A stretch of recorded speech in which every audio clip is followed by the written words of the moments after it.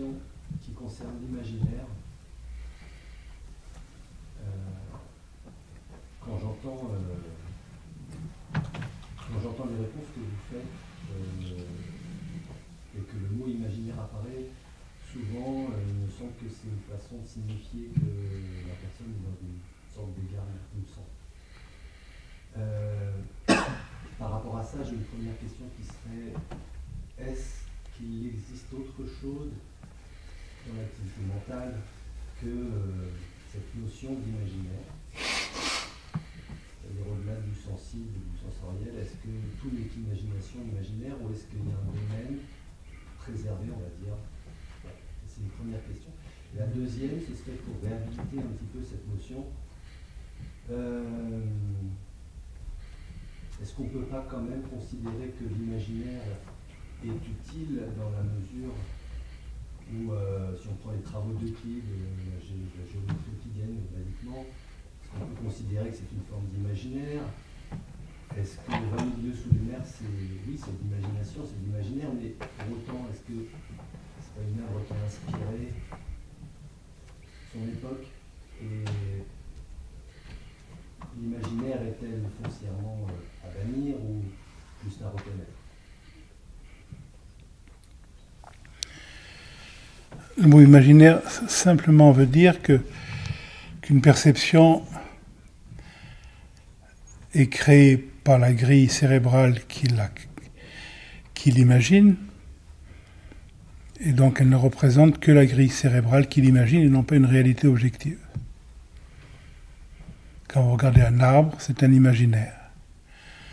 Parce que la couleur de l'arbre est créée par votre rétine, le goût de l'arbre est créé par votre système gustatif, la texture de l'arbre est créée par votre système de toucher, etc. Donc l'arbre n'existe pas.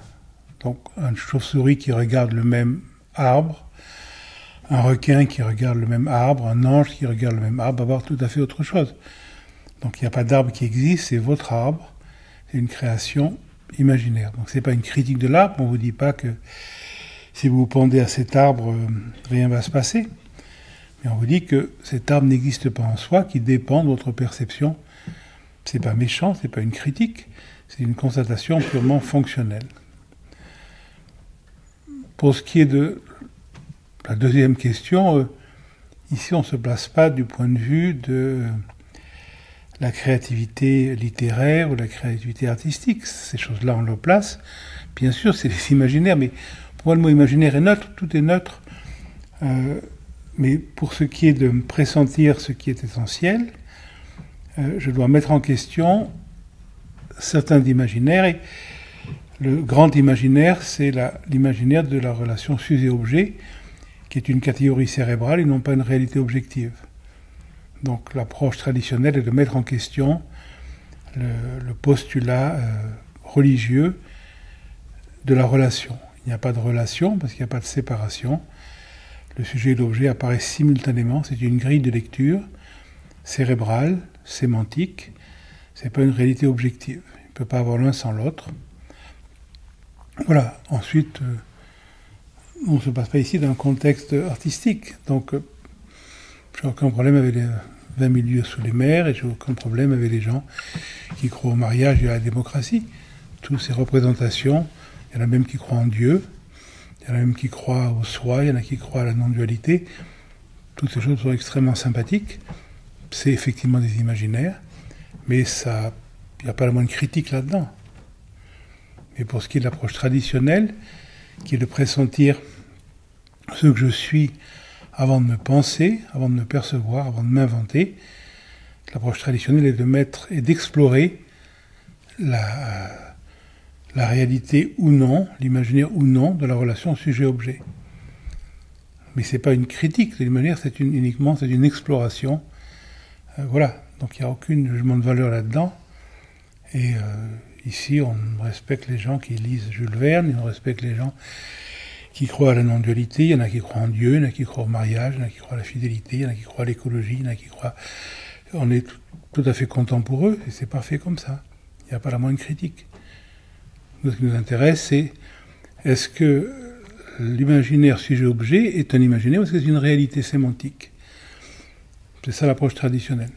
Le reste fait partie de la vie. Merci pour cette réponse. Du coup, il n'y a pas de possibilité de sortir, enfin, sortir de l'imaginaire, ça a un sens? C'est un imaginaire.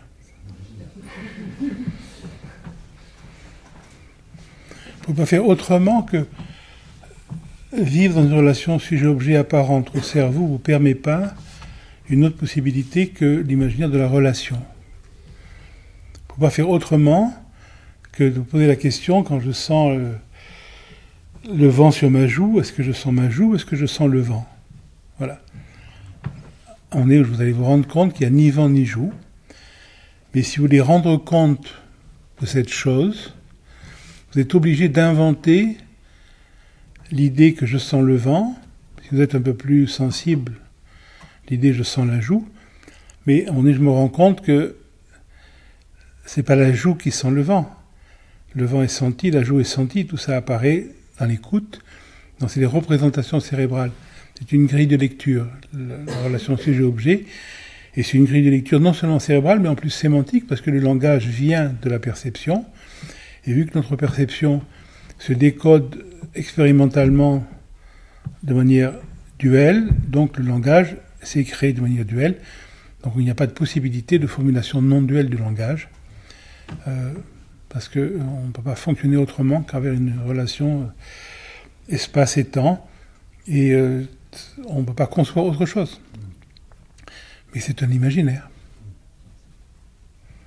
Mais donc il n'y a aucun élément péjoratif dans le mot imaginaire. C'est pas du tout un imaginaire qui serait... il n'y aurait pas la réalité et puis l'imaginaire. Ça c'est pour les gens spirituels. Nous on ne s'occupe pas de ces choses-là. Pour nous c'est deux imaginaires.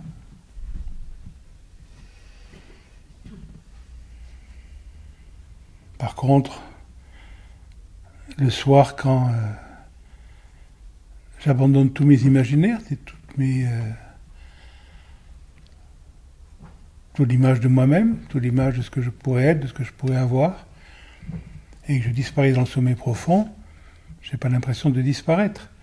Et le matin, quand mon corps apparaît, quand mon chien apparaît, quand ma chambre apparaît, je n'ai pas l'impression de sortir de nulle part. Donc, ce pressentiment de... cette immense joie le soir de se donner au sommeil profond,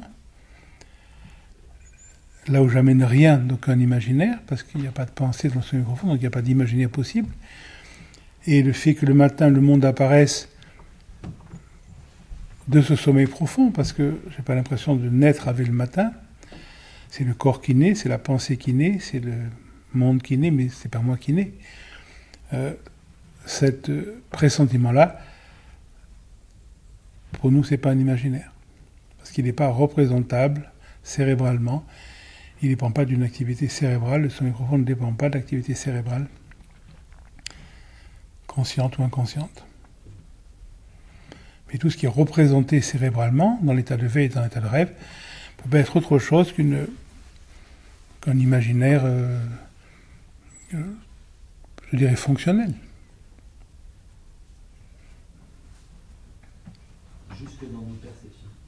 Pardon ? Jusque dans nos perceptions. Ben, il n'y a pas autre chose que perception. Qu'est-ce qui pourrait être autre chose qu'une perception ? Ça n'existe pas. La vision mentale d'un côté mais le mental, c'est une perception. Oui. Il n'y a pas le corps et le mental. C'est deux images qui parlent de la même chose. Si on parle du percept, on parle du corps, si on parle du concept, on dit c'est mental, mais c'est stupide, c'est les deux faces de les deux côtés de la même pièce. Il n'y a pas un corps et puis de l'autre côté un mental. Ça, il faut quand même dépasser le fantasme des choses psychosomatiques, ça n'existe pas. Il n'y a pas un qui influe l'autre, non, il n'y a pas deux, tout simplement.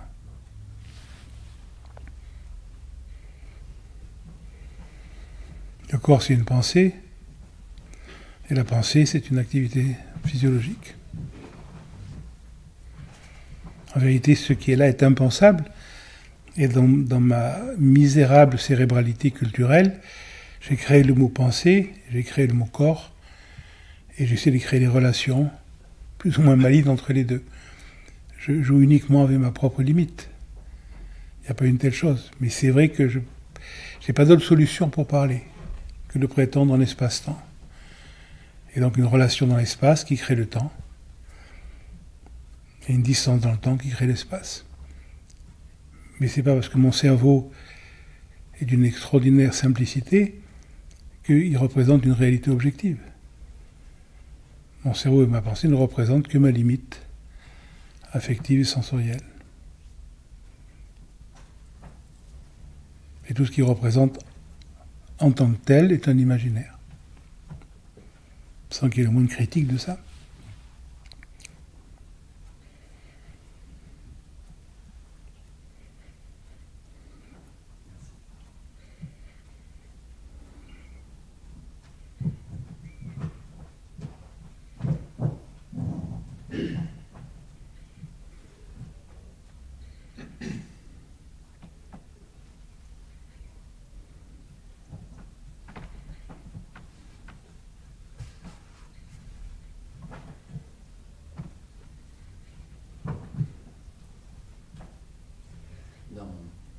Dans vos ouvrages, je me souviens dans Corps de silence, où vous parlez des illustrations, des œuvres d'art qui sont dans le livre, et vous dites qu'elles sont plus aptes à représenter,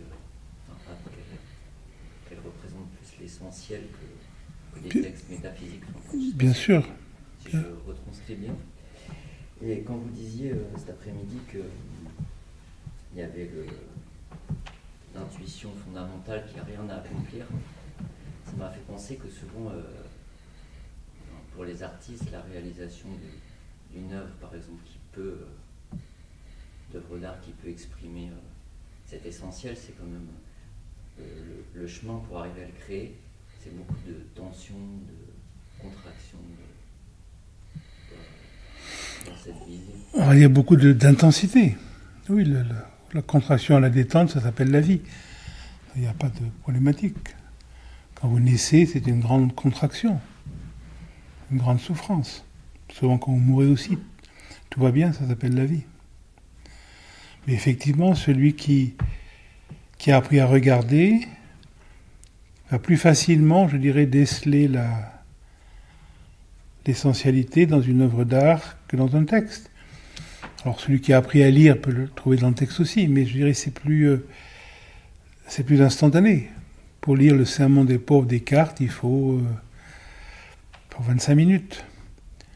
Pour regarder un objet traditionnel, c'est un problème d'instant. Pour regarder la pleine lune, pour regarder un crépuscule, pour regarder une feuille qui tombe, oui, c'est plus direct. Si on sait regarder. Mais les gens regardent que de manière anecdotique. Ils regardent le sujet d'une peinture, ils regardent le côté religieux de l'objet, ils ne voient pas l'élément essentiel, qui n'est jamais religieux dans un objet religieux. La religion, c'est ce qui cache la métaphysique. Donc pour voir un objet religieux, il faut lever l'élément religieux de l'objet. À ce moment-là, on en voit l'essentialité.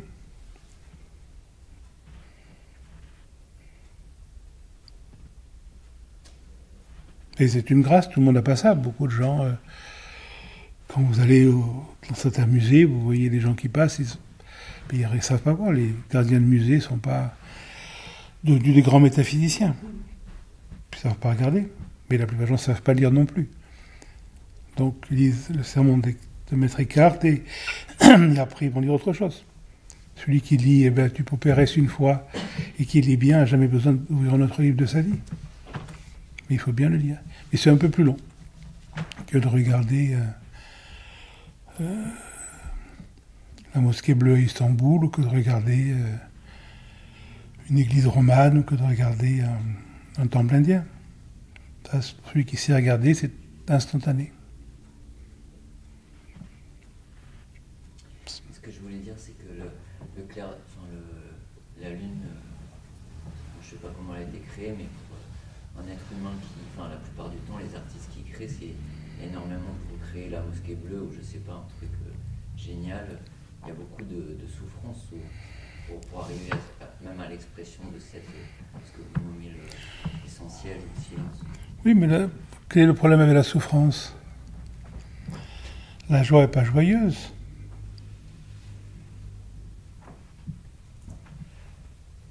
Krishna Menon, le grand maître du sud de l'Inde, n'a jamais souri de sa vie. Il vivait la joie. Le rire est plus un signe de dépression ou de débilité que de joie. Le rire peut aussi être une expression de la joie, mais parmi d'autres. Quand Herbert Karajan dirigeait des orchestres, il avait l'air très sévère, très malheureux. Il vivait cette joie. Donc l'expression de joie n'est pas forcément joyeuse. Et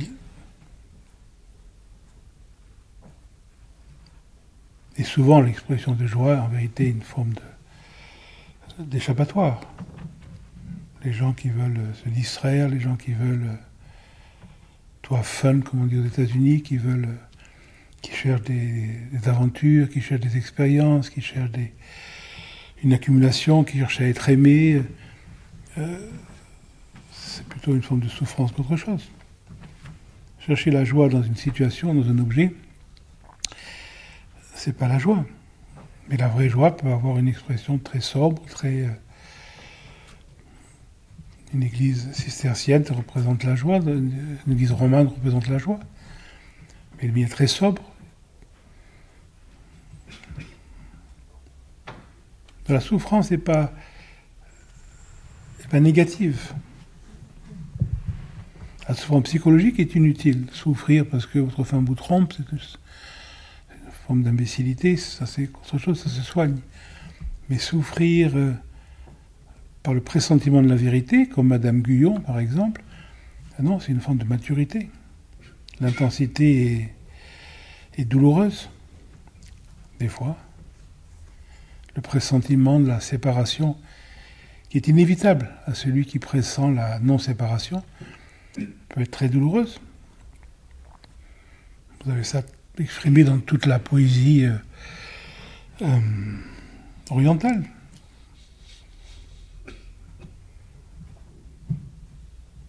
Qui dit union dit séparation. La douleur de la séparation et la joie de l'union sont les deux faces de la même médaille. On ne peut pas avoir l'un sans l'autre.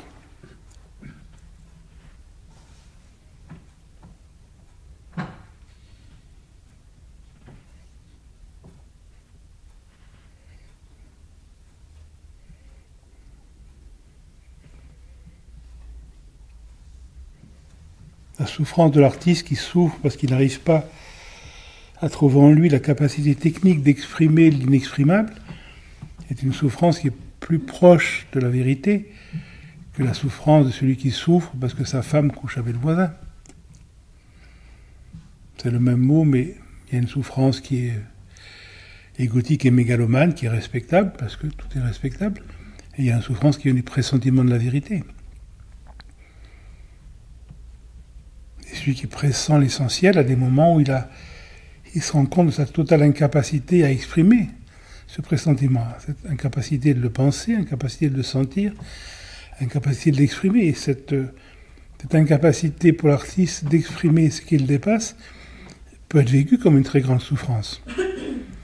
Mais je dirais que c'est une souffrance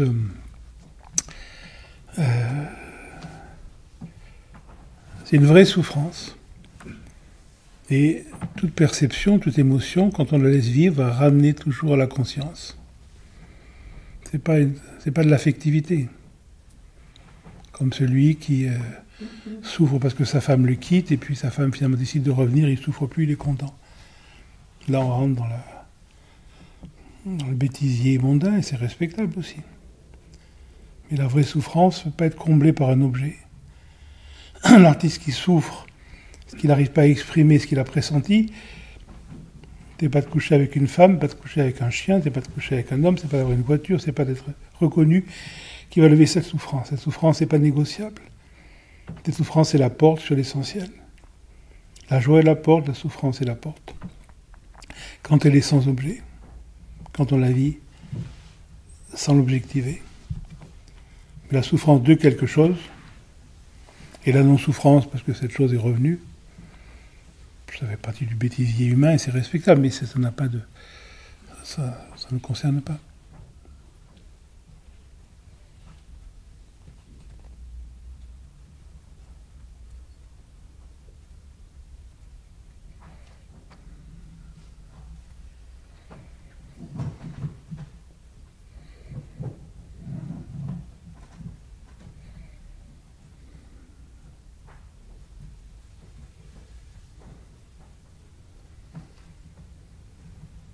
Qu'est-ce que vous entendez par tout revient à la conscience?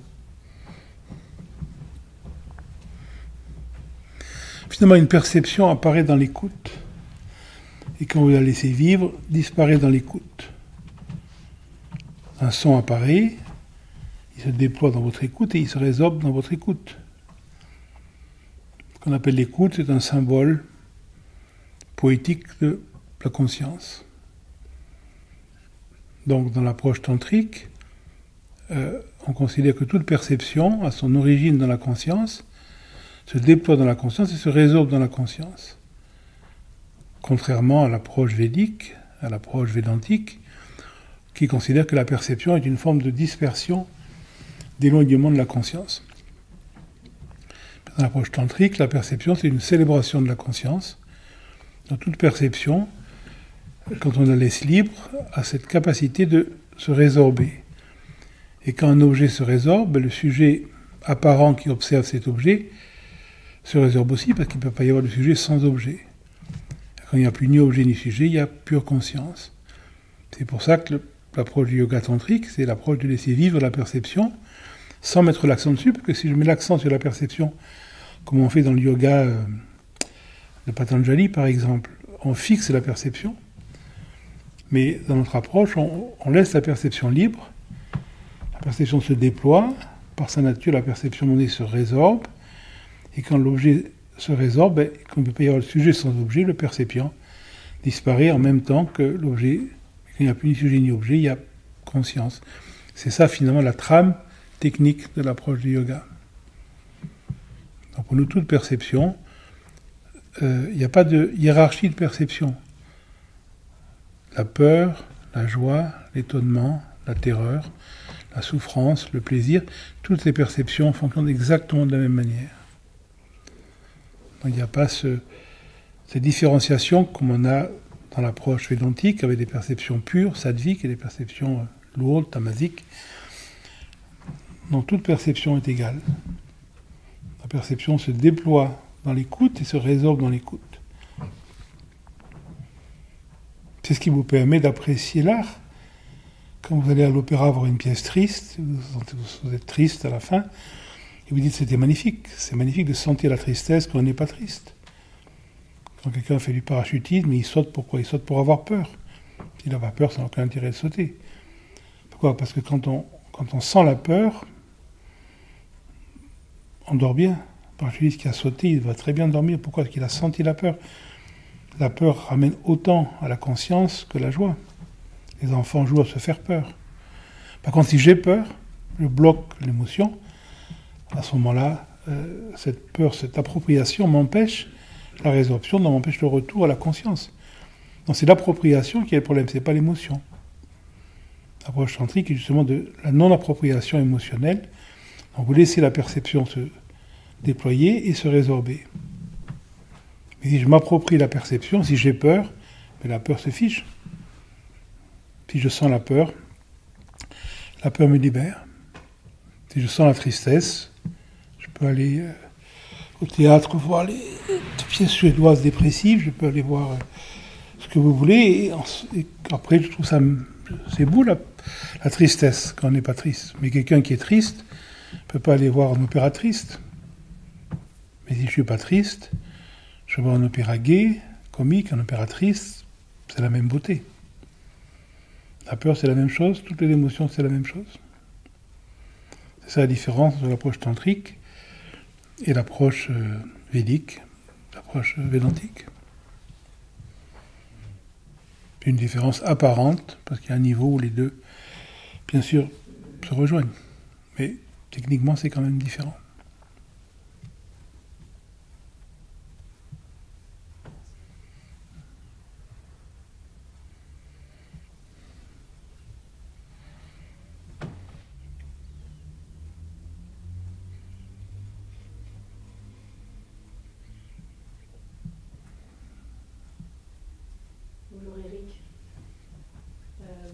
fera référence au tableau. C'était des fois un tableau dont on voit qu'un dixième. Et donc, j'ai l'impression qu'on évolue dans la vie, la majorité des gens, en ne voyant que ce dixième. Et je me disais à quoi ressemblait la vie si on enlève le voile et qu'on voit les 10 dixièmes. Et ça, donc voilà, déjà une première question. Et qu'en est-il de la souffrance que les gens peuvent connaître, n'importe, toute souffrance physique principalement, une petite fille de 3 ans violée, des personnes décapitées, donc voilà. Donc cette souffrance, j'ai un peu de mal à comprendre comment on peut dire que c'est juste. Voilà. Oh, vous savez, les mots juste et injuste, c'est des mots sociétals. Moi, je ne fais pas de politique, je ne vote pas. Donc je ne sais pas ce qui est juste et injuste, je laisse aux gens qui le savent le dire. Il y a la justice qui sait ce qui est juste et je suis très content pour elle. Moi je ne suis pas juge, donc je ne sais pas ce qui est juste et injuste. Et je ne vois pas ce que ça pourrait être. Indépendant de ça, je signerai tout de suite pour être décapité comme mort. Je pense qu'il n'y a pas de mort moins douloureuse que ça. Ça me paraît une mort exceptionnelle. Mais malheureusement, c'est rarement l'époque. Donc il y aura sûrement d'autres possibilités. Mais le juste et l'injuste, c'est des mots sociétals. Je comprends tout à fait quelqu'un qui dit ça c'est injuste. Mais moi je n'ai pas cette expérience-là. Moi quand je vois les conflits humains, je ne sais pas ce qui est juste et injuste. Quand je vois un lion qui mange un zèbre, je ne sais pas ce qui est juste, si c'est injuste. Oui, je comprends que le zèbre le sente tout à fait injuste. Mais si le lièvre s'échappe, je comprends que les lionceaux qui vont mourir de faim, je trouve ça très injuste aussi. Je respecte celui qui sait ce qui doit être.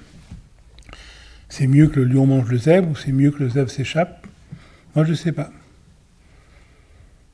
Je respecte ceux qui savent quelles doivent être les frontières humaines des différents pays. Moi, je ne sais pas. Moi, je ne sais pas si la frontière du Cachemire doit être le plan indien, le plan pakistanais ou le plan chinois. Il y en a qui le savent, moi je ne sais pas. Je ne sais pas non plus, en Moyen-Orient, quelles doivent être les frontières. Je ne sais pas non plus, quand je regarde la carte de l'Afrique, qui me paraît étonnamment simplifiée, quelles devraient être les vraies frontières. Ce n'est pas mon domaine, je n'ai pas l'expertise, je n'ai pas le temps, je n'ai pas l'intérêt. Mais je comprends que quelqu'un qui est né là, il le voit comme ça. Et celui qui est né là-bas le voit autrement.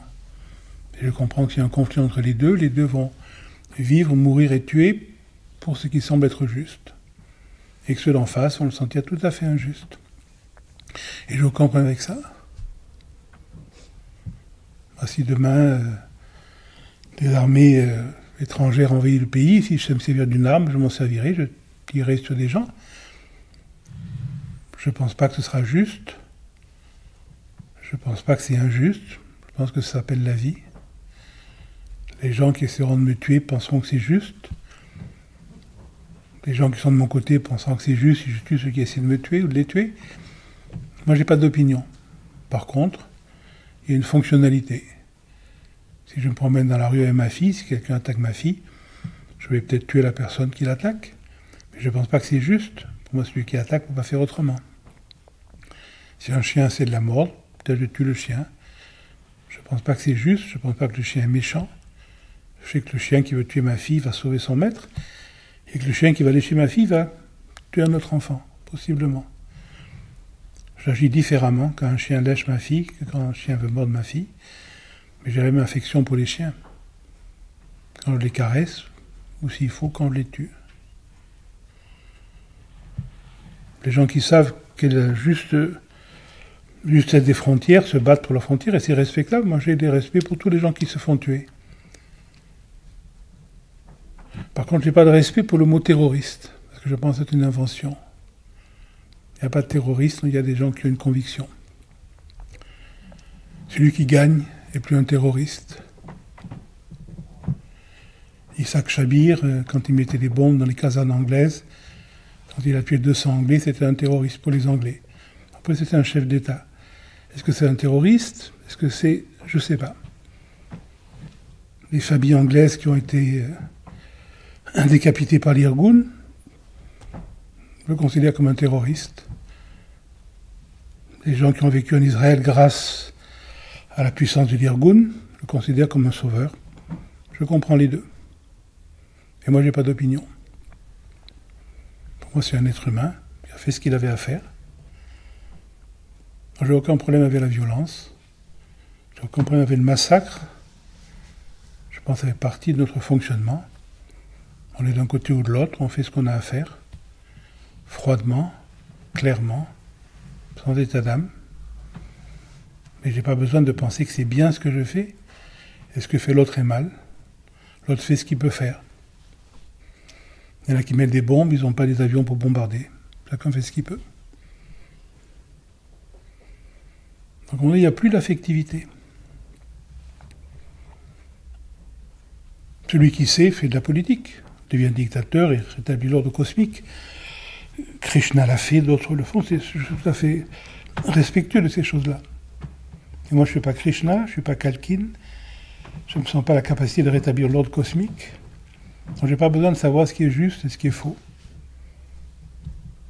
Mais si j'étais né à Lahore, je penserais que l'Inde est un pays dangereux. Et si j'étais né à Delhi, je penserais que le Pakistan est un pays dangereux. Et qu'il faut se préparer à faire face à un pays dangereux. Et je ne sais pas qui a raison, parce que je ne vois pas une telle chose. Pour moi, le mot raison n'a pas de sens. Encore une fois, si on a un sens politique, je respecte. Moi, j'ai des amis qui savent ce qui est juste. Je suis content pour eux, moi, je ne sais pas. Moi, c'est juste fonctionnel. J'ai toujours dit, si je me promène aux États-Unis un jour et s'il y a une attaque russe, si je sais me servir d'une arme, je tirerai sur les Russes. Mais si je vais passer mes vacances en Russie, s'il y a une attaque américaine, si je sais me servir d'une arme, je tirerai sur les Américains. Moi, ce qui est juste, c'est de défendre mon environnement proche, quel qu'il soit. Celui qui sait plus, est respectable, s'engage en politique. Mais moi, je ne fais pas de politique parce que je ne sais pas ce qui est juste. Donc il n'y a pas de critique de... Il y en a qui disent le viol est injuste. Mais moi je vis avec la réalité. Il y a des viols, oui. Vous pouvez l'empêcher, non. Ensuite, oui, c'est juste. Si la nature humaine c'est injuste, ça ne devrait pas être fait. Je respecte, moi ça ne veut rien dire. Moi ce qui compte c'est la réalité. On fait ce qu'on peut avec la réalité. On essaie de réduire, si c'est possible, le nombre de viols. On essaie de réduire, si on peut, la violence. Mais si on est thérapeute, on ne peut pas avoir cette notion juste ou injuste. Le juge doit l'avoir. Et dans la vie, il faut comprendre sa dynamique. Moi, je ne suis pas policier, je ne suis pas juge. Et je rencontre quelqu'un, on m'a dit, il vient de violer 10 personnes, il vient d'égorger 100 personnes. Pour moi, c'est un être humain, je fais ce que je peux pour l'aider. Je comprends qu'un juge le condamne, selon la jurisprudence de son pays, je comprends qu'un policier l'arrête. Moi, je ne suis pas policier, j'arrête personne, je juge personne. Quelqu'un vient me voir en me disant, voilà, je viens d'égorger 100 personnes. Je ne vais pas dire à la personne, je ne veux pas te voir parce que tu as fait ça. Non, non. Cette personne a besoin d'aide, j'aide cette personne. J'ai rien contre le juge qui va le faire exécuter, éventuellement, ou la police qui va l'arrêter. Mais chacun son rôle. Il ne faut pas mélanger les choses. Un juge qui est psychologue, c'est un mauvais juge. Un policier qui est juge, c'est un mauvais policier. Et un psychologue qui est... Chacun à sa place. Il n'y a pas d'opposition. C'est des fonctions différentes dans la société. Il faut respecter ça. Un soldat mais il a fonctionné différemment de la police. La police doit sauver les choses. Le soldat, des fois, fait plus de carnage. Il est habilité pour ça, il est fait pour ça, il est entraîné pour ça. On ne peut pas comparer une action de police à une action militaire. Et quand on les mélange, ce qui est des fois le cas, c'est assez problématique. Ça ne va pas être jugé de la même manière.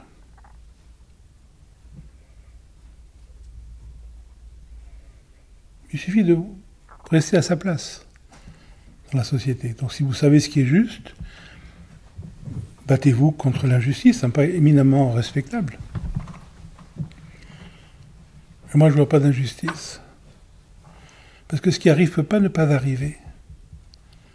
Il y a actuellement peut-être 10 000 personnes, 20 000 qui sont torturées à mort. À quoi ça sert que je trouve ça injuste? Je peux faire quelque chose?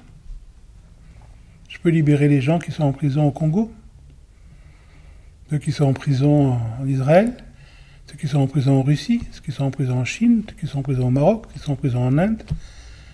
Je peux faire ça? Non. À quoi ça me sert d'être triste de tout ça? Rien. Quand j'ai un ami qui va venir me voir parce qu'il est déprimé, je lui dis ah, mais je peux pas te voir parce que je suis triste. Parce qu'il y a en ce moment 20 000 personnes qui se sont torturées, violées.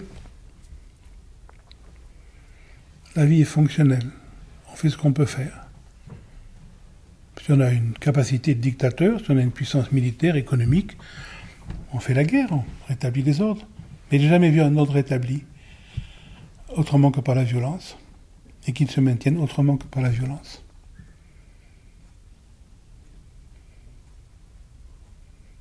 Donc, à un moment donné, on ne souffre plus de l'inévitable. Aujourd'hui, il y a combien? 1,5 million de gens qui vont mourir? Vous voulez que je souffre? Qu'est-ce que je peux faire? Je peux empêcher ça? Non. Ce week-end, il y a combien de jeunes qui vont se tuer dans les accidents la nuit, en sortant de boîte de nuit? 18 ans, 20 ans, qui vont perdre leur vie. Vous voulez que je souffre? Ça leur sert à quelque chose? Non, c'est la vie. Alors on fait ce qu'on peut. Fonctionnellement. En temps de paix, on fait ce qu'on peut. En temps de guerre, on fait ce qu'on peut. En période de tendresse, on fait ce qu'on peut. En période de violence, on fait ce qu'on peut. Froidement, affectueusement. Mais sans souffrance. Je n'ai pas besoin d'avoir un imaginaire, ce qui est juste ou non. Quand je marche dans la forêt, j'écrase des fourmis. C'est juste. Les fourmis le voient sûrement autrement. Je ne souffre pas quand j'écrase des fourmis. Et si je dois un jour tuer quelqu'un, je ne souffrirai pas non plus. Il n'y a pas d'autre solution, c'est comme ça. Ça veut pas dire que ce sera juste, mais ce sera inévitable.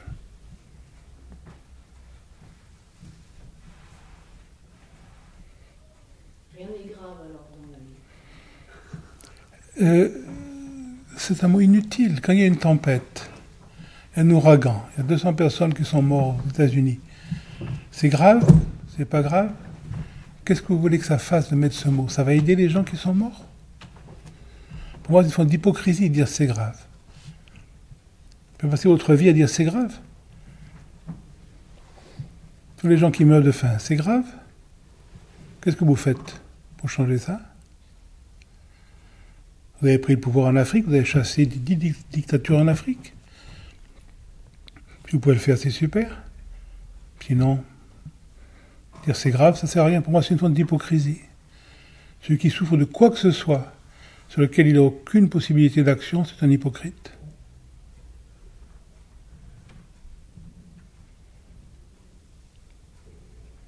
On n'aime pas quelque chose, on s'engage. Vous n'aimez pas ce que fait la Russie en Ukraine, engagez-vous.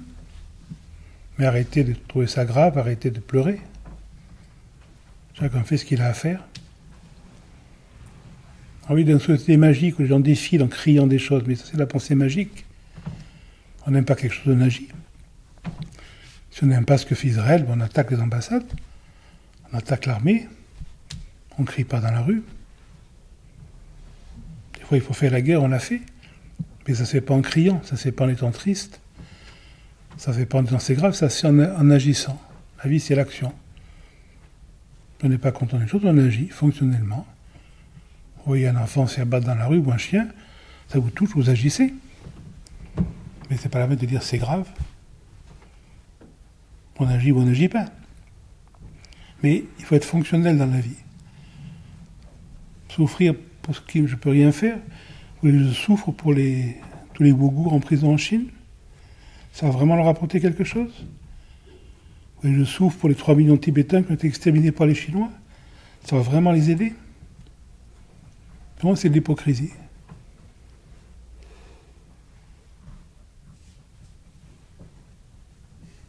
Vous voulez aider les Tibétains? Allez acheter les objets tibétains. Donnez-leur de l'argent. Ça, c'est autre chose. Vous faites comme les Américains, à un moment donné, entraînez-les aux actions de commando.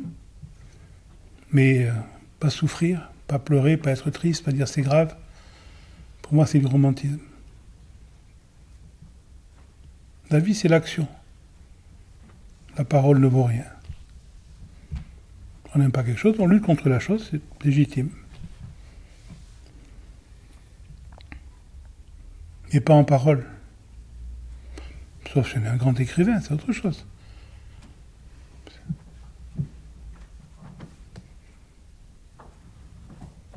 Autrement dit, il n'a pas sa place dans la vie profonde. Mais ça n'empêche pas l'action. Vous êtes là pour aider votre environnement. Selon vos capacités, vous aidez votre environnement. Votre travail n'est pas pour vous, il est pour aider votre environnement. Votre argent, il n'est pas pour vous, il est fait pour aider votre environnement. Aider votre environnement en achetant ceci, en vendant cela, en faisant travailler ceci, en aidant tel fragment de la société. Ça s'appelle la vie. C'est l'action. Mais il n'y a pas à souffrir. Le chirurgien qui opère ne doit pas souffrir. S'il rate un patient, il ne doit pas être triste. Parce que s'il est triste, il va être un mauvais chirurgien pour le patient d'après. Il réussit un patient, il est content. Il rate un patient, ce n'est pas un problème. Il se concentre sur celui d'après. Sinon, ce n'est pas un vrai chirurgien. C'est la seule manière de fonctionner. Le chirurgien qui a des remords, qui est triste de ce qu'il a fait, pour qu'il change de métier. On fait ce qu'on peut. Il y a des échecs. Et ce n'est pas un échec métaphysique, c'est un échec fonctionnel.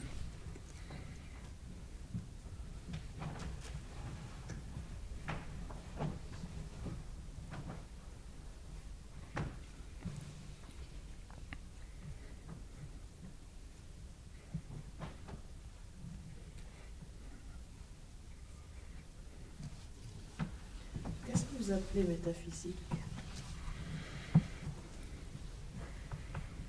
C'est le pressentiment qu'il y a quelque chose qui ne peut pas être pensé, qui ne peut pas être expérimenté, qui ne peut pas être formulé, mais qui ne peut pas être nié sous forme d'une identité non personnelle. Sur le fait que si je vous demande est-ce que vous existez, vous allez me dire oui. Je vous aurais posé la question il y a 20 ans, vous auriez dit oui. Je vous aurais posé la question il y a 40 ans, vous auriez dit oui. Et ce oui se réfère à la même chose. Alors votre corps a changé, alors que votre psychisme a changé, mais ce oui n'a pas changé. Qu'est-ce que c'est ce oui ? C'est pas quelque chose de formulable, c'est pas quelque chose de pensable, mais c'est un pressentiment qui est identique chez tous les êtres humains. Donc ce pressentiment, c'est, je dirais, la perspective métaphysique.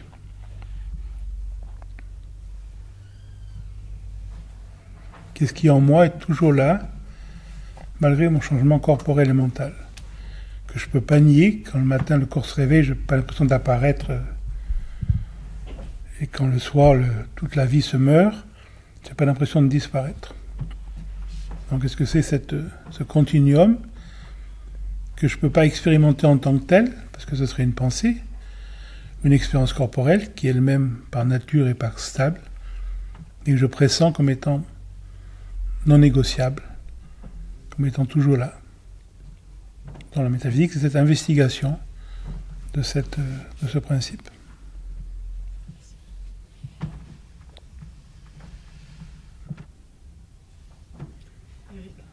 Tout à l'heure, vous avez parlé un peu de l'image de soi, de l'image du corps, et le corps comme défense. Et il y a des moments de disponibilité, d'ouverture, d'expansion, de vacances, et puis tout d'un coup, il y a quelque chose qui est à l'intérieur, je ne sais pas si c'est à l'intérieur, mais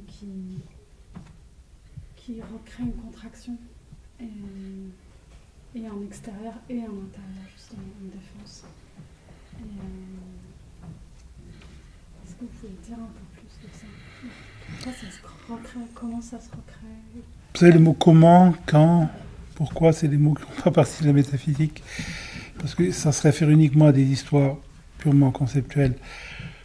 Constatez votre vie, vous ne pouvez rien faire d'autre. Vous ne pouvez pas changer votre vie. Vous ne pouvez pas être différent de ce que vous êtes. Vous ne pouvez pas dire demain je serai différent, c'est des concepts. Par contre, vous pouvez être de plus en plus intime. Comment ça se passe? Vous avez des moments de disponibilité, et puis tout d'un coup, vous sentez une contraction, vous sentez une défense, vous sentez une impatience, vous sentez une peur, et tôt ou tard, vous êtes obligé de l'accepter parce que c'est vous-même.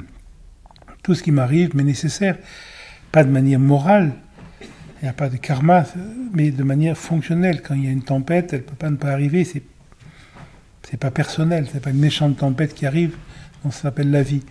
Donc quand il y a un moment de fermeture dans le corps, c'est un moment nécessaire. Encore une fois, pas pour des raisons morales, c'est pas que je l'ai mérité, c'est pas que je le mérite, non, c'est parce que ça arrive. Quand quelque chose arrive, c'est inévitable. Si j'ai un cancer, c'est inévitable. Si je me fais écraser un pied, c'est inévitable. Si je suis dépressif, ce qui arrive est inévitable. La preuve, ça arrive. Mais dans l'instant d'après, tout est libre. Donc je dois me rendre compte de mon fonctionnement.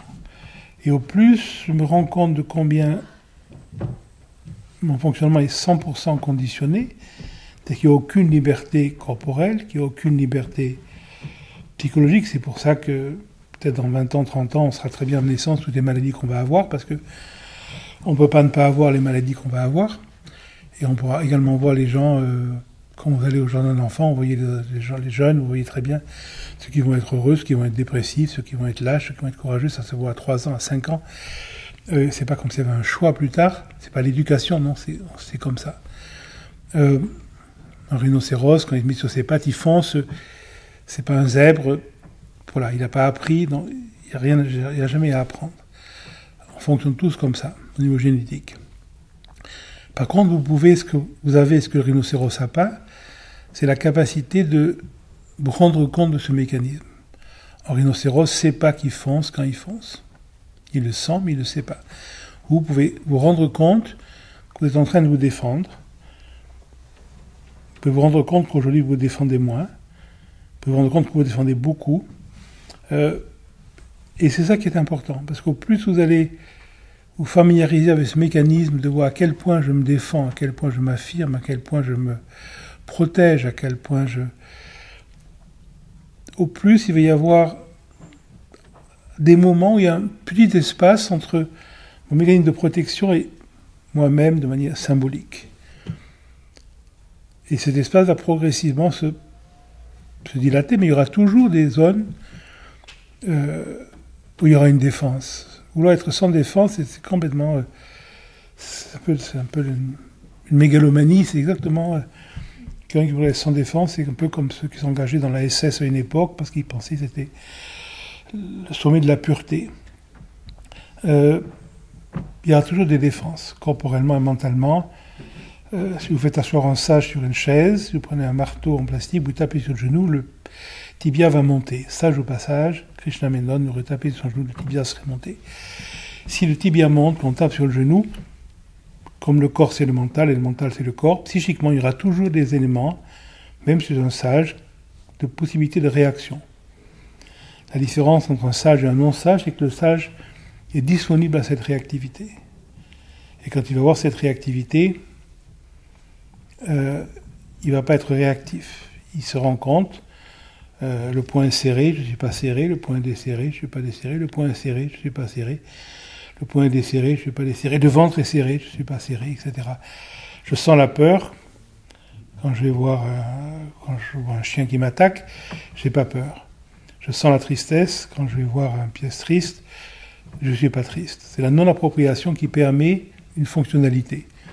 Et donc il y aura toujours des zones en vous, c'est des situations qui peuvent créer des problèmes. Et ça, c'est pas problématique, ça s'appelle la vie. Il y aura toujours un niveau sonore, si on augmente, le tympan va éclater. Qu'on soit un grand sage ou non, peut-être un sage va s'éclater un peu plus tard, parce que ce sera plus détendu, mais il y a un niveau, ça va éclater. Et psychiquement, le corps et le psychisme, c'est la même chose. Donc psychiquement, c'est pas vrai qu'on peut tout accepter. On a chacun ses limites. Quand on fait de la boxe, on met un partenaire qui tape en fonction de vos capacités. Plus tard, quelqu'un qui frappe plus fort, etc. Mais il y a toujours quelqu'un qui a frappé trop fort pour nos capacités. Et si on maintient le combat à ce moment-là, on va être détruit par la chose. Si on fait un peu moins, on va être construit par les coups. Donc c'est pour ça que la pédagogie de tous les arts, c'est de justement faire juste ce qui est possible, mais surtout pas au-delà, parce qu'on est détruit par ce qui construit quelqu'un d'autre. Donc il y aura toujours en vous des moments ou des espaces fragiles. Mais il faut l'accepter. Il y a toujours des régions du corps. Il y en a c'est les genoux, il y en a c'est les hanches, il y en a c'est le cœur, il y en a c'est le foie, il y en a c'est qui seront plus problématiques que d'autres. Donc ça, c'est pas un problème. Ça s'appelle la vie. Voilà. Donc cherchez pas de...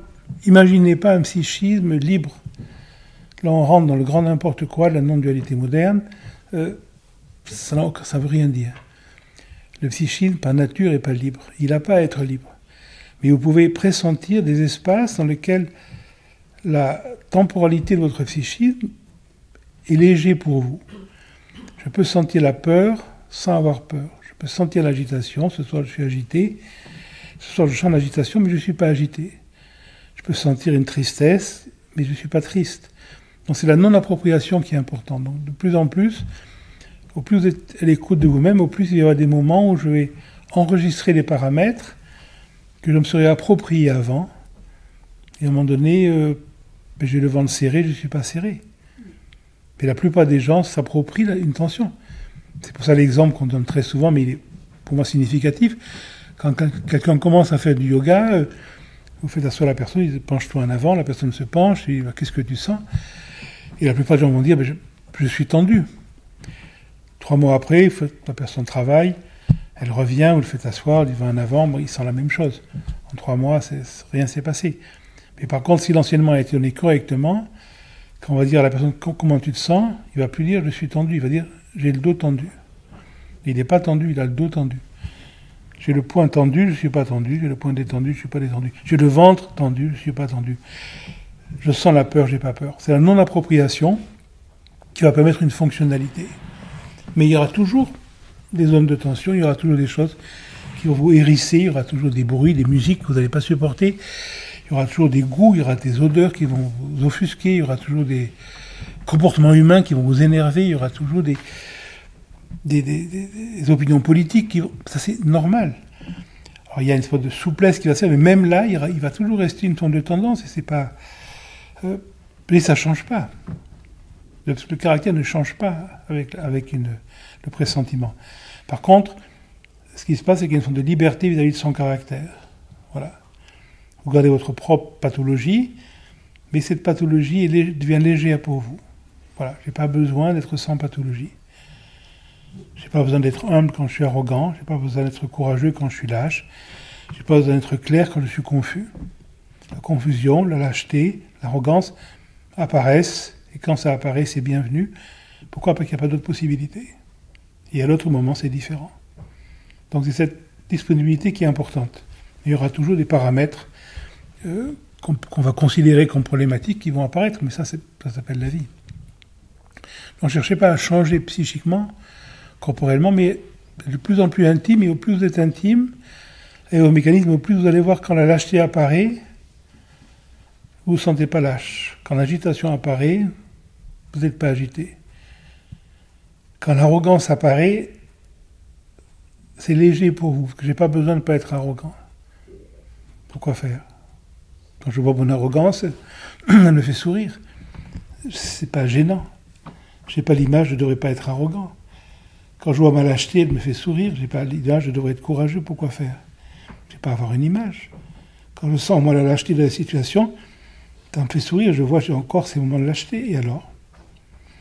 Donc, c'est une liberté vis-à-vis de son caractère qui est important. Mais surtout pas rentrer dans l'imaginaire de changer de caractère. Dire, moi, j'ai plus de peur, j'ai plus d'arrogance, j'ai plus de jalousie. Non, non. Quand je suis jaloux, ça me fait sourire. Je vois, j'ai encore en moi ce mécanisme. Tout va bien. C'est pas quelque chose à changer. Quelque chose à voir, à accepter, à vivre avec. Et des fois, il y a des changements qui se passent. Mais malgré moi, jamais à cause de moi. Il n'y a jamais essayé de changer quoi que ce soit en soi-même. Sinon, on rentre dans une sorte de mégalomanie. J'ai une question par rapport à la vision. En fait, quand je suis comment dire, tranquille avec moi-même, j'ai l'impression que les sens sont fondus. Généralement, j'ai les yeux fermés et émotionnellement, c'est très stable. Et je constate que quand j'ouvre les yeux, en fait, c'est une page qui se tourne. En fait, je perds quelque chose. J'ai l'impression d'avoir des réflexes de défense qui s'activent automatiquement, d'avoir une psyché qui devient active là où j'aurais souhaité qu'elle reste stable. Et je voudrais savoir ce qui se passe de particulier dans la vision. Ce genre d'événement, ça vient souvent chez les gens qui suivent des enseignements progressifs ou qui ont suivi des imaginaires de purification, de transformation.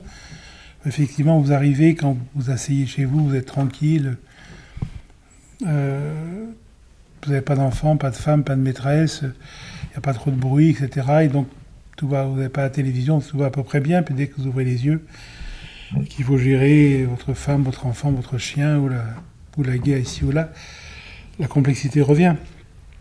Mais si vous abordez la vie comme on raisonne ici avec, c'est-à-dire de simplement être à l'écoute de ce qui se passe, de se rendre compte de savoir ce qui est juste ou faux, c'est simplement une forme d'arrogance qui m'est vraiment inutile. Donc j'enregistre les paramètres de ma vie. Quand il y a une peur, je sais qu'elle est nécessaire. Pourquoi ? Parce qu'elle est là. Quand j'ai la jalousie, je sais que c'est nécessaire. Pourquoi ? Parce que c'est là. Quand j'ai un moment de tranquillité, c'est nécessaire. Pourquoi ? Parce que c'est là. Mais qu'il n'y a plus le dynamisme d'essayer de passer de l'un à l'autre. À ce moment-là, vous allez voir, comme on a les yeux fermés ou les yeux ouverts, c'est vraiment la même chose. Donc je pense c'est une habitude de... L'intériorisation est une forme de fuite et c'est respectable. Ça fait partie de la religion. Mais nous, justement, on ne rentre pas dans l'approche religieuse. Il n'y a pas d'intériorisation. Quand vous fermez les yeux, vous n'êtes pas plus intime quand vous ouvrez les yeux. Peut-être au niveau purement sensoriel, on peut préférer faire l'amour les yeux fermés, ou goûter un vin les yeux fermés, ou sentir une odeur les yeux fermés, ça c'est autre chose. Mais même à un moment donné, il faut arriver à ouvrir les yeux. Parce que la vision n'empêche pas il y a une espèce de tactilité qui fait qu'un sens n'empêche pas l'autre, même si un sens est prédominant, les deux sens vont être là, toujours en arrière-plan. Donc je pense que c'est un passage.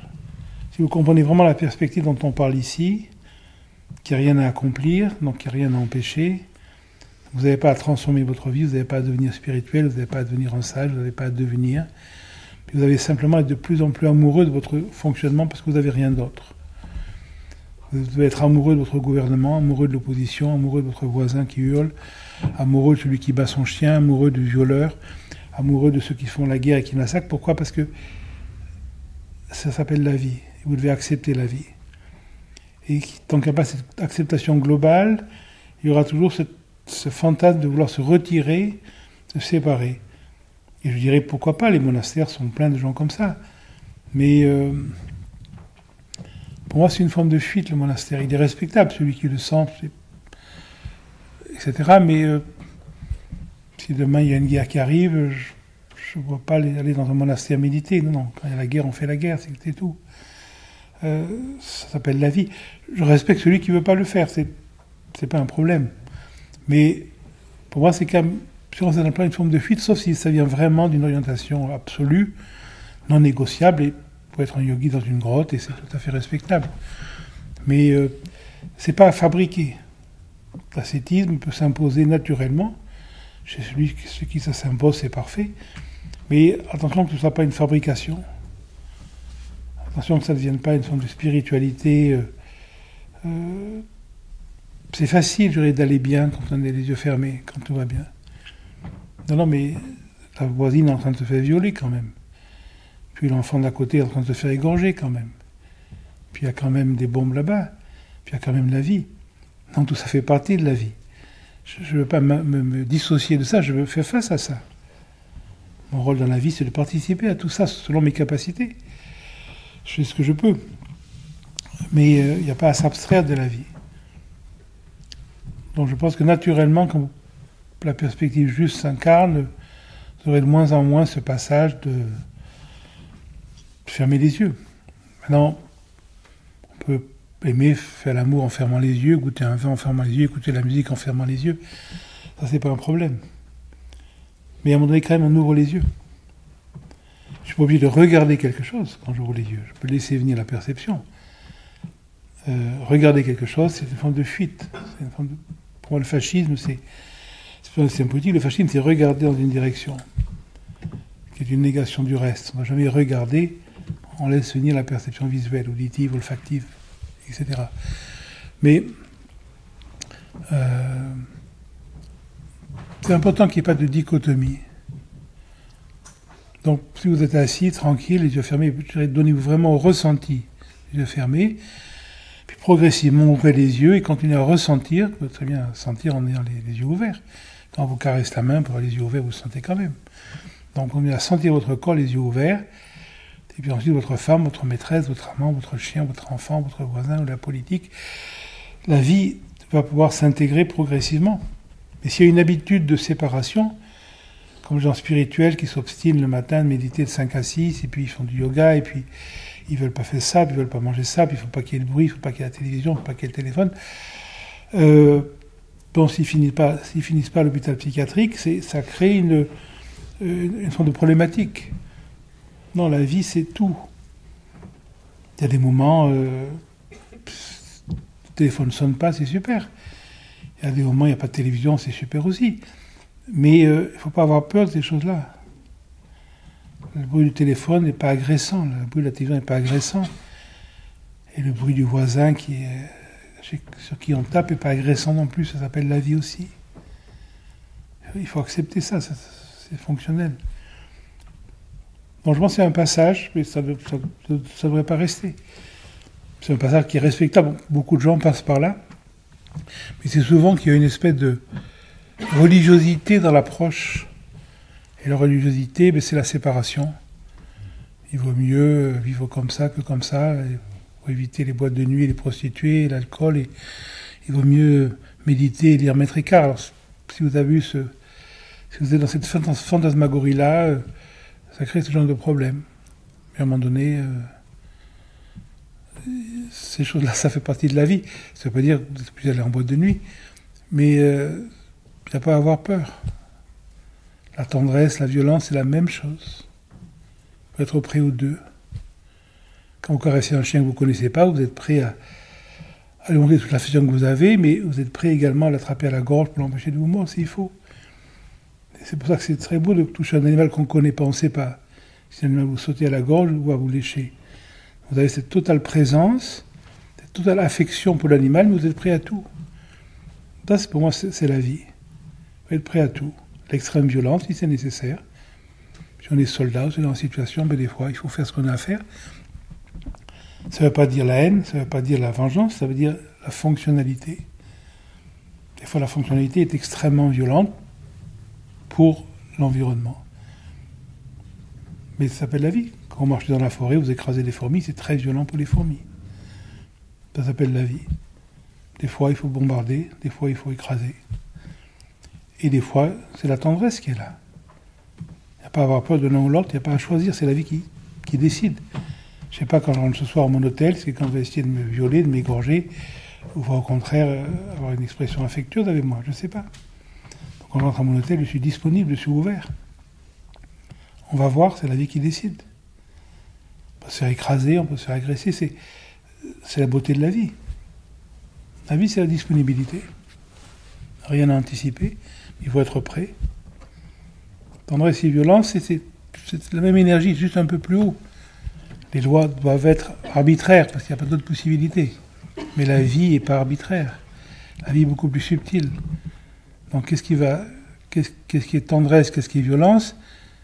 C'est beaucoup plus subtil. C'est normal que le code civil dise ça c'est violent, c'est injuste, ça c'est juste, mais la vie c'est autre chose.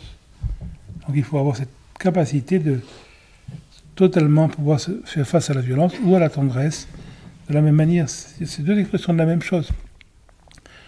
Celui qui est extrêmement violent, en vérité, cherche la tendresse. Et des fois, la tendresse, c'est une forme de violence cachée. Les choses sont beaucoup plus subtiles que ce que notre esprit cartésien imagine. Et c'est vraiment important de se rendre compte qu'il y a cette paix, cette tranquillité. Si vous ouvrez les yeux, vous la perdez, mais alors demain, quand il y aura la guerre, quand il y aura un bombardement, qu'est-ce que vous allez faire? Vous allez méditer? Non, il y a un bombardement, vous s'occuper des gens autour. C'est ça la méditation.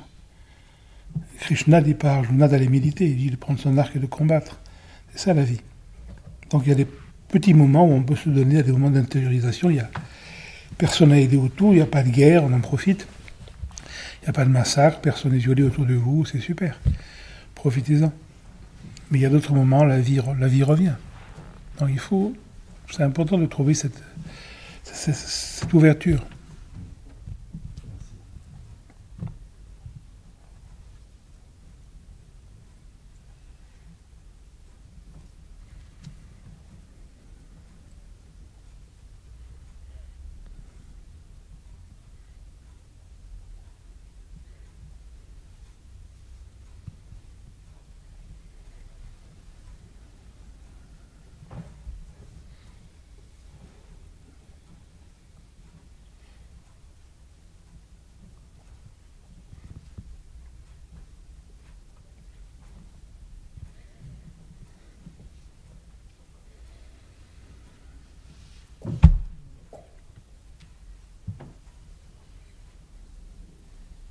J'avais une question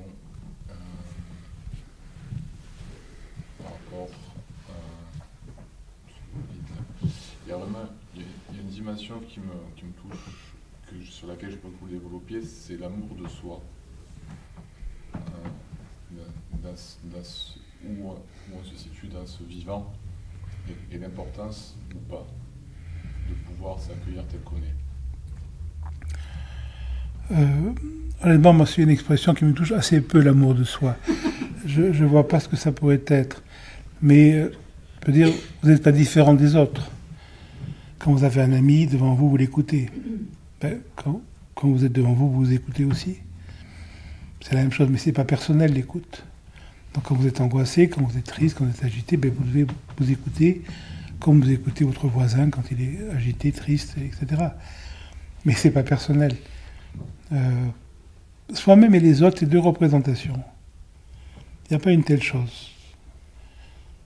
Donc, écouter les autres, écouter soi-même, ce qui est important, c'est le mot écoute. Dans l'écoute, ce qui semble apparaître comme étant l'autre, ce qui semble apparaître comme étant vous-même, mais c'est beaucoup moins séparé que ce qu'on l'imagine. Donc, ce qui est important, c'est l'écoute. Si vous préférez mettre le mot amour à la place du mot écoute, ça ne me gêne pas. Moi, j'en vois plus le mot écoute parce qu'il est moins stimulant pour le romantisme. Les gens sont extraordinairement romantiques. C'est pour ça qu'ils pleurent pour des choses qui ne les concernent pas. Il y a des gens qui souffrent par amour, il y en a qui tuent par amour. Donc, voilà. C'est un mot qui n'a plus de sens dans nos sociétés modernes. Il y en a qui aiment quelqu'un, puis la personne couche avec l'autre, il n'aime plus. Cet amour-là, le mot amour ne convient pas.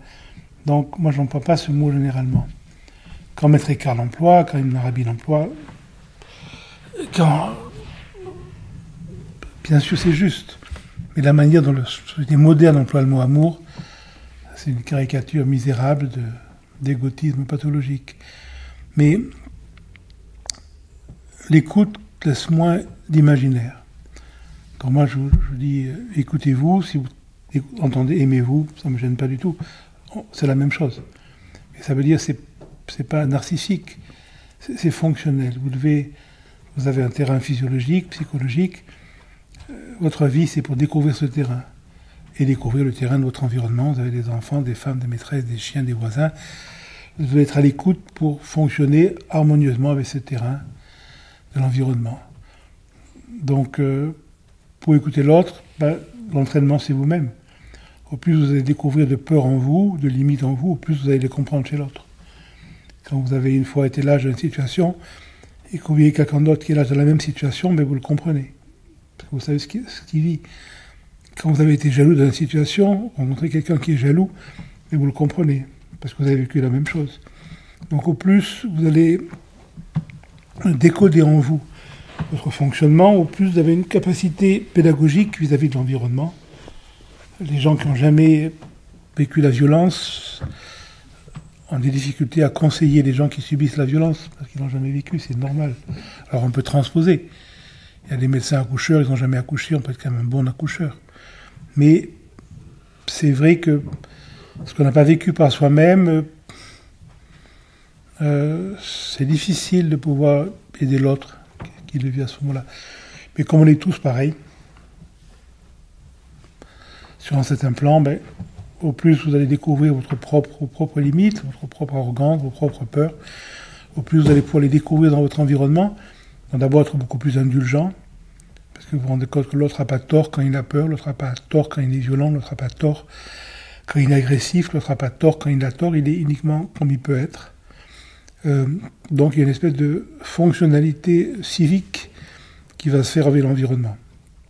Et au plus vous avez vu vos limites, au plus vous devenez respectueux des limites des autres parce que c'est les mêmes.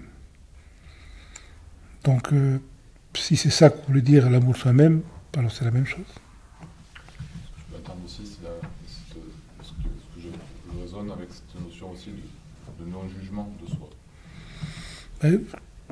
Il faudrait se prendre pour qui pour me juger? Qui je suis pour me juger? Je me prends pour qui? Je me prends pour Dieu, qui sait ce qui est juste, ce qui est bien. Je ne me prends pas pour Dieu. Il y en a qui se prennent pour Dieu. Donc ils savent ça c'est juste, ça c'est faux.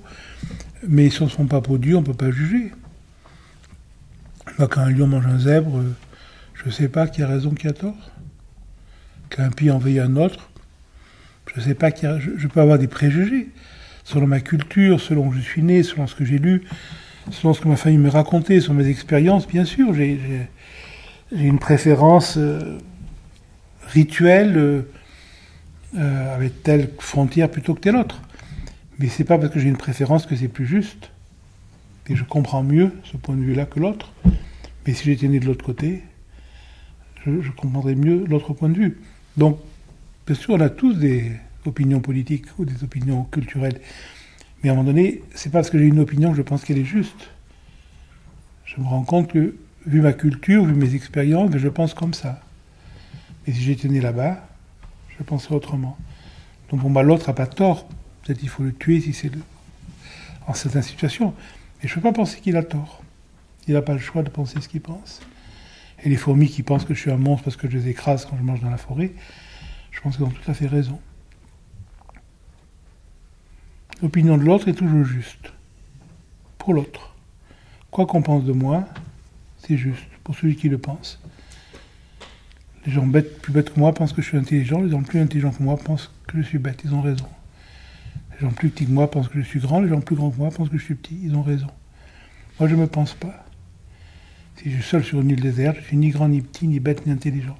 Quelqu'un arrive, c'est lui qui me définit. Il va me dire, mais tu es tout petit, tu es bête, tu es intelligent.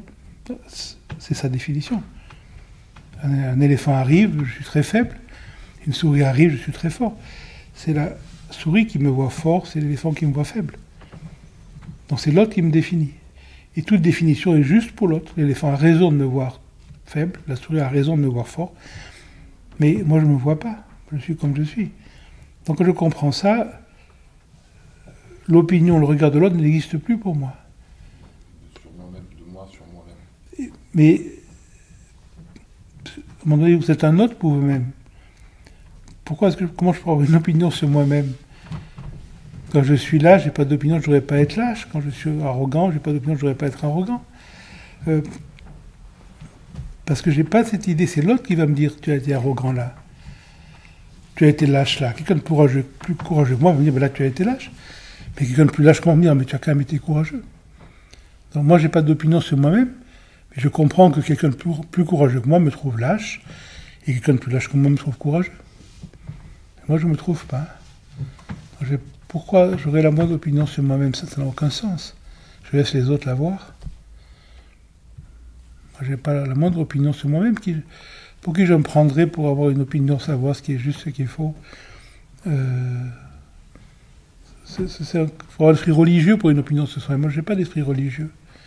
Je ne sais pas ce qui est juste. Je n'ai aucune opinion sur moi-même. Par contre, toutes les opinions, tous les gens qui pensent que je suis stupide, ou tout le monde a raison de son point de vue. Mais moi, je n'ai pas de point de vue. Ça passe vraiment de... L'idée d'avoir une opinion sur soi-même vient du besoin d'avoir une sur les autres. Quand je me rends compte que l'autre est comme il est, qu'il ne peut pas être un millimètre différent, un caniche c'est un caniche, un pitbull c'est un pitbull, il faut demander à l'un d'être l'autre. À un moment donné, je Je peux avoir une résonance, je préfère peut-être me promener avec l'un qu'avec l'autre, mais je ne peux pas avoir un jugement sur l'un sur l'autre. Et à ce moment-là, sur moi-même, c'est la même chose. C'est très important d'avoir vous économiser les psychologues, vous économiser le fantasme de vouloir être compris par l'autre, comme les gens malheureux. Ah, ma femme ne me comprend pas, mon amant ne me comprend pas, mon chien ne me comprend pas. Mais on ne se comprend pas soi-même. Vous ne comprenez pas vous-même. Comment quelqu'un d'autre pourrait vous comprendre? C'est une forme de mégalomanie. Donc on ne demande rien à l'autre. L'autre ne me comprend pas, mais bien sûr, il ne peut pas me comprendre. Moi, je ne me comprends pas non plus. Donc on ne demandait plus rien à l'autre. Vous ne demandez pas de vous aimer, parce que l'autre vous aime pas, il projette quelque chose. Ils sont en sécurité avec vous. Ils vous aiment, ils sont en insécurité, ils vous détestent. C'est comme les chiens. Le chien en sécurité, il vous lèche, le chien a peur, il vous mord. Mais le chien qui vous mord, c'est pas un méchant chien. Il va lécher quelqu'un d'autre. Le chien qui vous lèche, c'est pas un gentil chien, il va mordre quelqu'un d'autre. L'être humain, c'est les chiens. Ils sont en sécurité, ils vous aiment. Ils ont peur, ils vous mordent.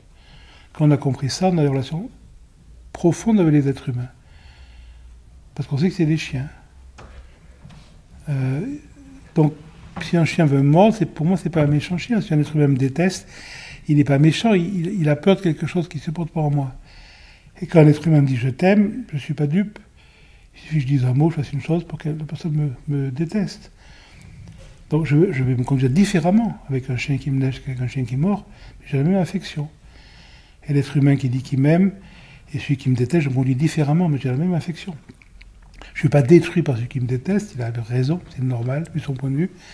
Et celui qui m'aime, je ne suis pas ennobli ou touché par celui qui m'aime. C'est une projection dans les deux cas. Personne ne m'a jamais vu, personne ne me verra jamais. Projeter sur moi quelque chose où vous m'aimez, projeter autre chose où vous me détestez. Quand je comprends ça, il n'y a plus de relation humaine, psychologique. Il y a une relation de disponibilité, d'écoute. Vous aimez les gens comme ils sont, vous ne leur demandez rien. Et vous vous traitez de la même manière, vous ne demandez rien à vous-même. Quand je ne demande plus rien à moi-même, la vie est facile. Je ne vais pas être différent de ce que je suis. J'ai honte de rien, je suis fier de rien. Ce que je n'ai pas pu faire, je n'ai pas pu le faire. Ce que j'ai fait, je ne pouvais pas ne pas le faire. Il n'y a rien de personnel là-dedans. C'est purement mécanique, c'est purement physiologique. Le fonctionnement de mon cœur, le fonctionnement de mon foie, je n'ai pas à être fier, je n'ai pas à être triste, c'est comme ça. Et mon courage, ma lâcheté, mon arrogance, ma stupidité, c'est physiologique. Il n'y a rien à être fier, il n'y a rien à avoir honte. Donc il faut trouver cette espèce d'écoute affectueuse. Donc, pour moi, c'est ça l'amour de soi. C'est une écoute affectueuse de son fonctionnement et du fonctionnement des autres, parce que l'autre, c'est soi-même, c'est la même chose.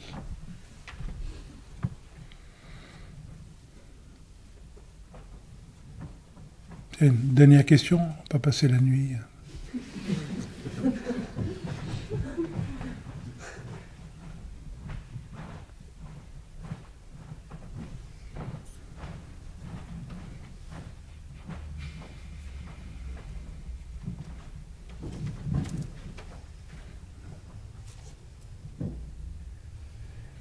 Du point de vue, moi ce que j'entends dans ce que vous dites, c'est que du point de vue absolu, tout est relatif, mais du point de vue relatif, tout n'est pas... quand on est dans la... je sais pas comment dire. C'est un peu l'inverse. Là, dans ma tête, ça fonctionnait, mais là... quand on est dans la vraie vie, la référence à l'absolu comme ça tout le temps. Vous savez, le mot absolu, c'est des mots sympathiques, mais ça veut oublier ces mots-là, c'est des mots qui n'ont aucun sens. L'absolu et le relatif, c'est deux représentations sémantiques, mais non, ce qui est important, c'est votre fonctionnement dans la vie de tous les jours. Voyez comment vous fonctionnez, ça s'arrête là. Le reste, c'est du bavardage. Voyez simplement comment vous fonctionnez. Quand quelqu'un vous dit que vous avez tort, quand quelqu'un vous dit que vous avez raison, quand quelqu'un se rapproche de vous, quand quelqu'un s'éloigne de vous, quand quelqu'un... Vous voyez simplement comment vous fonctionnez avec l'environnement et avec vous-même, vous êtes votre propre environnement. Donc des fois, vous ne supportez pas ça en vous, des fois, vous aimez ça en vous, des fois, vous êtes fier de ça, des fois, vous avez honte de ça.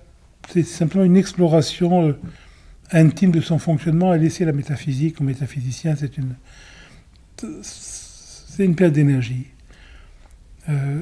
Mot absolu, mot relatif, c'est des mots qui n'ont aucun sens, c'est des mots C'était vraiment des mots puérils. Alors peut-être en Orient, dans les langues sacrées, il y a des sous-entendus qui sont en arabe, en perse, en turc, en chinois, en japonais, en coréen, en sanskrit, en grec, en latin. Il y a d'autres possibilités dans nos langues modernes. C'est des mots qui ont perdu leur sens essentiel. Donc oubliez ces mots.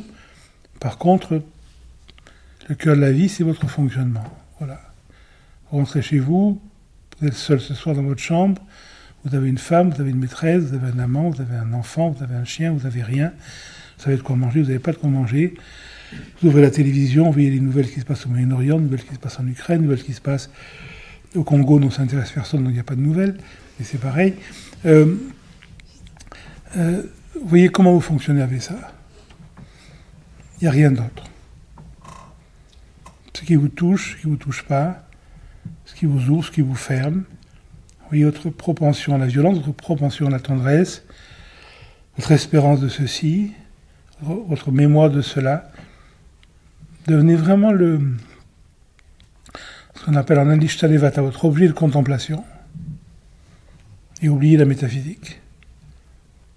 Sinon, vous allez devenir un gourou non-dualiste, il y en a suffisamment sur le marché. Passez une bonne soirée.